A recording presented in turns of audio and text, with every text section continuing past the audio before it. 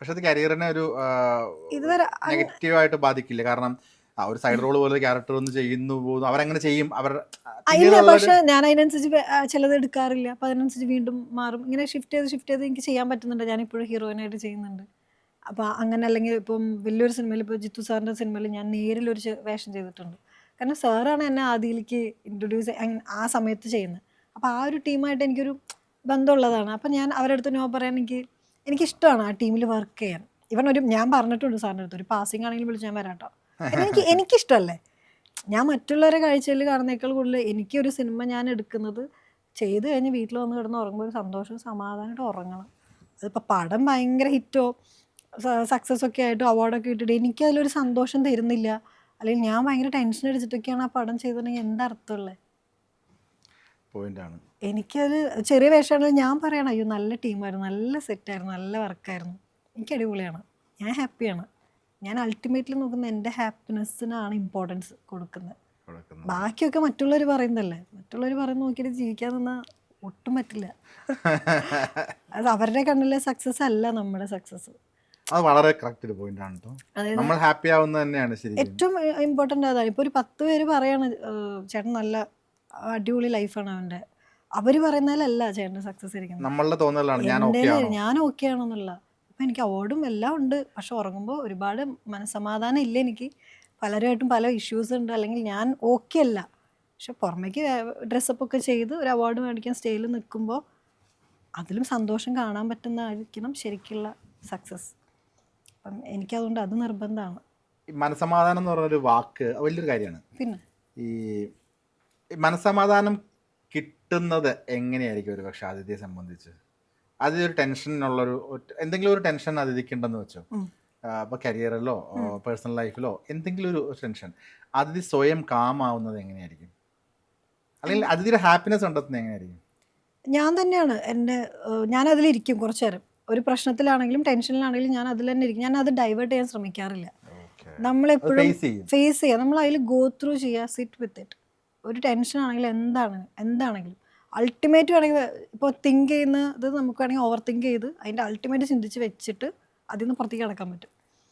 നമ്മൾ ഇതിൽ നിന്ന് പെട്ടെന്ന് എസ്കേപ്പ് ചെയ്യാൻ നോക്കുമ്പോൾ വീണ്ടും വീണ്ടും ഈ സംഭവം ഇതിൻ്റെ ഡ്യൂറേഷൻ കൂടിക്കൊണ്ടേയിരിക്കും. ഒരു ദിവസം ഫുള്ള് ടെൻഷൻ അടിച്ചിരുന്നു കഴിഞ്ഞാൽ ചിലപ്പോൾ മാറും അത്. നമ്മളത് പെട്ടെന്ന് മാറ്റാൻ വേണ്ട, എന്നൊരു സിനിമയ്ക്ക് പോകാം, അല്ലെങ്കിൽ ഫ്രണ്ട്സിൻ്റെ അടുത്ത് പോയിരിക്കാം, ശരിയാവില്ല. അല്ലെങ്കിൽ ചിലർ വേറെ പലതും മാർഗ്ഗങ്ങൾ നോക്കുമായിരിക്കും അതിൽ നിന്ന് മൈൻഡ് മാറ്റാൻ. ഒന്നും മാറില്ല, വീണ്ടും അതിലേക്ക് തന്നെ കറങ്ങി തിരിഞ്ഞ് വരും. എസ്കേപ്പ് ആവാൻ നോക്കും തോറും അതിലേക്ക് തന്നെ വന്നുകൊണ്ടിരിക്കും. അതിൽ നിന്ന് പെട്ടെന്ന് പുറത്തേക്ക് കിടക്കാം. വായിക്കില്ല? വായന നന്നായിട്ട് വായിക്കുന്ന ഒരു പെൺകുട്ടിയാണ് ഞാനിപ്പോൾ സംസാരത്തോടെ എനിക്ക് മനസ്സിലാവും. പക്ഷെ ഒട്ടും വായിക്കില്ല? ഇല്ല, വായന വളരെ കുറവാണ്. പക്ഷെ ഞാൻ കുറേ ഇൻ്റർവ്യൂസും അല്ലെങ്കിൽ ഒരുപാട് നല്ല വായിക്കുന്ന ആളുകൾ, അല്ലെങ്കിൽ ഞാൻ കേൾക്കാറുണ്ട് ഇൻ്റർവ്യൂസും ഒരുപാട് കാര്യങ്ങൾ, അല്ലെങ്കിൽ അങ്ങനത്തെ ഒക്കെ കേൾക്കാൻ ഇഷ്ടമാണ്. ഒരാൾ പറഞ്ഞു തരുന്നതൊക്കെ പെട്ടെന്ന് മനസ്സിലാക്കാനൊക്കെ ഇഷ്ടമുള്ള ഒരാളാണ്. അപ്പോൾ ഞാൻ കൂടുതലും എൻ്റെ ചേട്ടനായിട്ട് ഒരുപാട് സംസാരിക്കും. ആൾ വായിക്കും, ആൾ ഒരുപാട് കാണും, ഒരുപാട് ഗുരുക്കന്മാരുടെ വീഡിയോസൊക്കെ കാണും. അപ്പോൾ ഞങ്ങളത് സംസാരിക്കാറുണ്ട്. അപ്പോൾ അതൊക്കെ കേൾക്കുമ്പോൾ എനിക്ക് എന്ന് കരുതി ഭയങ്കര അയ്യോ അതല്ല കേട്ടോ, ആവശ്യമുള്ള സാധനങ്ങൾ പിക്ക് കഴിഞ്ഞാൽ എന്താണ് ഇപ്പം ഇത് അപ്ലൈ ചെയ്യാൻ പറ്റുന്നത് അതിനെക്കുറിച്ച് അവെയർ ആവാറുണ്ട്. മനസ്സമാധാനം കണ്ടെത്താൻ പറ്റുക, അല്ലെങ്കിൽ ഒരു എന്തിനാ ലാലേട്ടൻ്റെ ഇൻ്റർവ്യൂ തന്നെ ഫുള്ള് നിങ്ങളിരുന്ന് കാണും, ഭയങ്കര മാറ്റം ഉണ്ടാവും.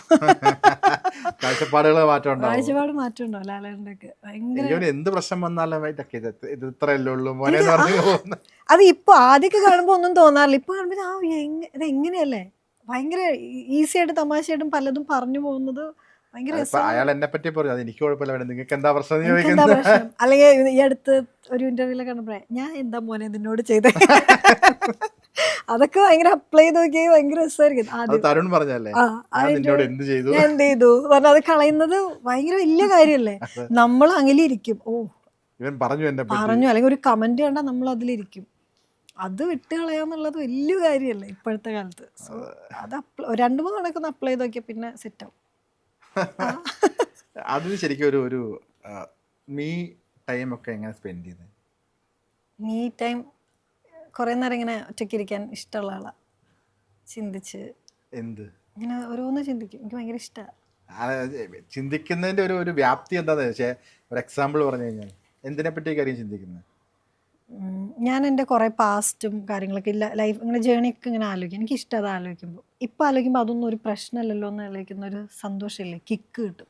അത് ശരിക്കും അങ്ങനെയാണല്ലേ, നമ്മൾ പണ്ട് കഴിഞ്ഞു പോയതോ ഇതൊക്കെ ഇത്ര ഉണ്ടായിരുന്നു, നമ്മൾ അന്ന് എന്തോരം ടെൻഷൻ അടിച്ചു.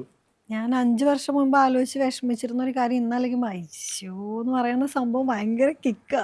അതുകൊണ്ടാണ് ഇന്നൊരു വിഷമം വരുമ്പോൾ ഇത് നാളത്തേക്കുള്ള കോമഡിയാണ്. സോ അത് അപ്ലൈ ചെയ്യുമ്പോൾ നല്ല രസമുള്ള പരിപാടിയാണ്. അങ്ങനെയൊക്കെ ഇരുന്ന് ചിന്തിക്കും. എനിക്ക് ഇഷ്ടം അതൊക്കെ.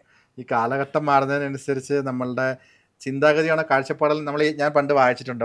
ഞാൻ ഒരു ഫോട്ടോയിൽ ഒരാൾ കമന്റ് ഇട്ടാന്ന് തോന്നുന്നു, അത് കേട്ടിട്ടുണ്ടാവും. നമ്മൾ കോളേജിൽ പഠിക്കുന്ന സമയത്ത് നമ്മൾ അന്ന് വഴക്കുണ്ടാക്കിയ കാര്യങ്ങളെല്ലാം പിന്നീട് ഓർക്കുമ്പോൾ ചിരിക്കും. അന്ന് ചിരിച്ചതെല്ലാം നമ്മൾ പിന്നീട് ഓർക്കുമ്പോൾ കരയുമെന്ന് പറഞ്ഞ പോലെ കാലഘട്ടം മാറുന്നതിനനുസരിച്ച് നമ്മളുടെ ചിന്താഗതികൾ മാറുന്നതായിരിക്കും. പക്ഷെ എന്നും പറഞ്ഞാൽ നമ്മൾ ടെൻഷൻ അടിക്കാതിരിക്കില്ല. ഇല്ല, ടെൻഷൻ അടിക്കണം. ടെൻഷൻ വരുമ്പോൾ അതിലിരിക്കണം എന്നാ ഞാൻ പറയുന്നത്. ഓടിപ്പോകരുത് അതിൽ നിന്ന്. ടെൻഷൻ അടിച്ചങ്ങ് തീർക്കണം. പിന്നെ അത് കാണുമ്പോൾ ഭയങ്കര നമ്മളെ ഏൽക്കില്ല. നമ്മൾ പറയില്ല ഒരു കാര്യം ചിന്തിക്കരുത് എന്ന് പറയുമ്പോൾ അത് പറഞ്ഞാൽ എനിക്കറിയില്ല. ഇപ്പോൾ സദ്ഗുരു ഒക്കെ പറഞ്ഞൊരു സംഭവമുണ്ട്. അപ്പോൾ ഒരു മങ്കി എന്നുള്ളൊരു വേർഡ്, നിങ്ങളൊരു കുരങ്ങനെ കുറിച്ച് ചിന്തിക്കരുതെന്ന് പറഞ്ഞാൽ നമ്മൾ ഫസ്റ്റ് കുരങ്ങനെ കുറിച്ച് ഇപ്പോൾ കുരങ്ങനെ ഇരിക്കുന്ന ചാടുന്നൊക്കെ ഓർമ്മ വരും ആ വേർഡ് പറഞ്ഞ്. അപ്പം നമ്മൾ ടെൻഷൻ അടിക്കുമ്പോൾ ഇത് ചിന്തിക്കേണ്ട, അപ്പം എത്രത്തോളം അതിനെ ചിന്തിക്കേണ്ടെന്ന് പറഞ്ഞാൽ നമ്മൾ ഓരോന്ന് ചെയ്തുകൊണ്ടിരിക്കുന്നു, അത് പുറകെ വരുന്നവർ. അതേസമയം ആണല്ലേ ഓക്കെ ടെൻഷൻ, അതിനെ മാത്രം ചിന്തിച്ച് അത് മാത്രം ഫോക്കസ് ചെയ്താൽ കുറച്ച് കഴിഞ്ഞാൽ അത് പോകും.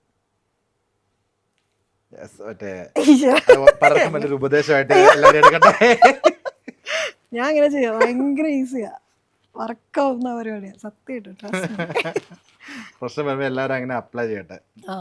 തീർച്ചയായിട്ടും എന്നെ ഇതെല്ലാരും സദ്ഗുരു അതിഥി. അയ്യോ അല്ല, പക്ഷെ കറക്റ്റ് പോയിന്റ്സ്. നിങ്ങളെ ഹെൽപ്പ് ചെയ്യുകയാണെങ്കിൽ കേട്ടോ, അല്ലെങ്കിൽ മൈൻഡ് ചെയ്യേണ്ടത് വിട്ടേക്ക്, സ്ക്രോൾ ചെയ്ത് വിട്ടേക്ക്. ഓക്കെ, നമ്മളിപ്പോൾ ഇരിക്കുന്നത് ഓണം സമയമാണ്. ഈ ഫെസ്റ്റിവൽ എന്നൊക്കെ പറഞ്ഞു കഴിഞ്ഞാൽ എന്താ മനസ്സിൽ കൂടെ വരുന്നത് ശരിക്കും പറഞ്ഞാൽ? നമ്മൾ ഇപ്പം ഫോർ എക്സാമ്പിൾ എനിക്കൊരു ഫെസ്റ്റിവൽ എന്ന് പറഞ്ഞു കഴിഞ്ഞാൽ പെട്ടെന്ന് വരുന്നത്, അല്ലെങ്കിൽ എനിക്കൊരു ഉത്സവം എന്നൊക്കെ പറഞ്ഞാൽ പെട്ടെന്ന് എൻ്റെ ഒരു ചെറുപ്പകാലത്തിൽ ഞാൻ അമ്പലത്തിൽ പോയതൊക്കെ ആയിരിക്കും ഓർമ്മ, അല്ലെങ്കിൽ നാടകം കാണാൻ പോയത്. ചില മണങ്ങൾ നമുക്ക് ഓർമ്മയിൽ നിൽക്കും, ചില ഫീലിങ്സ് നമുക്ക് ഓർമ്മയിൽ നിൽക്കും. ആ സമയത്ത് ചില പാട്ടുകൾ കേൾക്കുമ്പോൾ നമ്മൾ 10 വർഷം മുൻപ് ഈ പാട്ട് കേട്ട മൂഡ് നമുക്ക് ചിലപ്പോൾ കിട്ടിയെന്നിരിക്കും. അങ്ങനെ ഈ ഫെസ്റ്റിവൽ എന്നൊക്കെ പറയുമ്പോൾ എന്താ ശരിക്കും ഓർമ്മ? എനിക്ക് എൻ്റെ വീട്ടിൽ ചെറുപ്പത്തിൽ അതൊക്കെ തന്നെ. ഇപ്പോൾ ഓണത്തിന് ഞങ്ങളുടെ കൂടുതലും വരുന്ന എൻ്റെ അച്ഛൻ ഗൾഫിലൊക്കെ ആയിരുന്നു ആ സമയത്ത്. അപ്പം അച്ഛനില്ല മിക്ക ഫെസ്റ്റിവൽസിനും. ആ സമയത്തൊന്നും അച്ഛൻ അങ്ങനെ വരാൻ പറ്റാറില്ല. അപ്പം ഞങ്ങൾ അമ്മയും മക്കളും ഞങ്ങൾ തന്നെയാണ് ഏറ്റവും കൂടുതൽ സ്പെൻഡ് ചെയ്തിട്ടുള്ളത്. അപ്പോൾ അതൊക്കെ എപ്പോഴും ആ സമയത്ത് ചെറിയ സങ്കടമൊക്കെ ആയിരുന്നു. എപ്പോഴും ഫെസ്റ്റിവൽ എന്ന് പറയുമ്പോൾ ആൾ വന്നില്ലല്ലോ, കുഞ്ഞിലേ ചോദിക്കുമല്ലോ, അച്ഛൻ വരില്ല, അന്നറിയില്ല അതിനെക്കുറിച്ച്. പിന്നെ വലുതായപ്പോഴാണ് സിറ്റുവേഷൻസ് മനസ്സിലാകുന്ന, ലീവ് കിട്ടിയിട്ടുണ്ടാവില്ല, അങ്ങനെയൊക്കെ ഉള്ളത്. അപ്പോൾ എപ്പോഴും എന്തോ ഒരു മിസ്സിങ് ആണ് എപ്പോഴും ഒരു ഫെസ്റ്റിവൽ എന്ന് പറയുമ്പോൾ. അങ്ങനെ ഉണ്ടായിട്ടുണ്ട്. പിന്നെ അതിപ്പോൾ യൂസ് ടു ആയി, വലുതാവും തോറും പിന്നെ നമുക്ക് ഓക്കെ കുഴപ്പമില്ല, മനസ്സിലായി അങ്ങനെ. പക്ഷെ എന്നാലും നമ്മൾ പിള്ളേർ സെറ്റ് ആസ്വദിക്കുക എന്നുള്ളൊരു അത്രേ ഉള്ളൂ.